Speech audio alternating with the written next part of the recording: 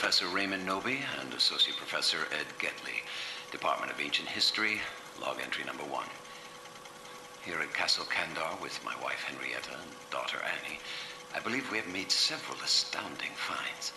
In addition to commonplace weaponry of the late 13th and early 14th centuries, we believe we have uncovered clear evidence of the distinct combination of sulfur, carbon, and potassium nitrate unique to modern gunpowder. Until now, gunpowder was believed to have been in use only in China and the Middle East during this time period. We found residue on arrowheads and a payload that appears to have been fired from a catapult. Remarkable discoveries. Ed here was the first to unearth a mass grave of soldiers just 10 meters north of the castle's curtain wall.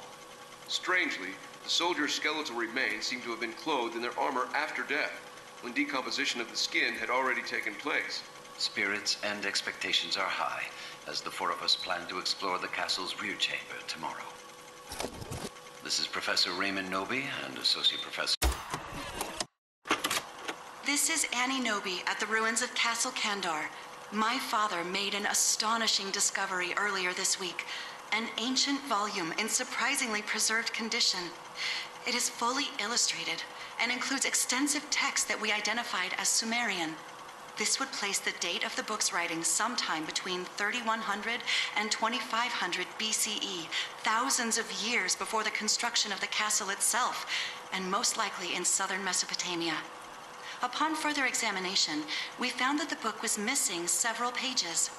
I am happy to report that upon my exploration of a deep pit beneath the ground of the castle courtyard, I located and retrieved all of the missing pages.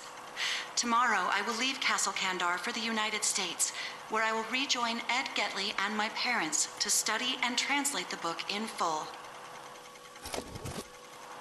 This is Professor Raymond Knowby, Department of Ancient History, log entry number 2.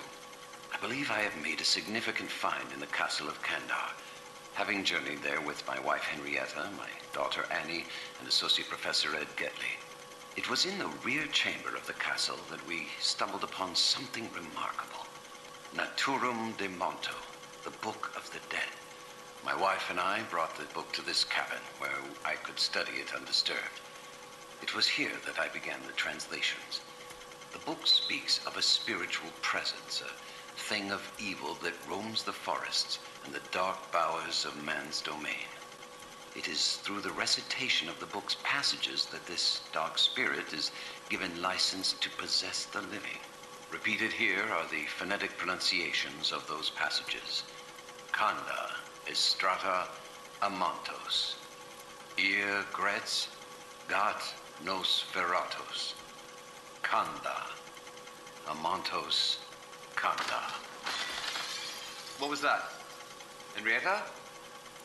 Are you all right, darling? Henrietta?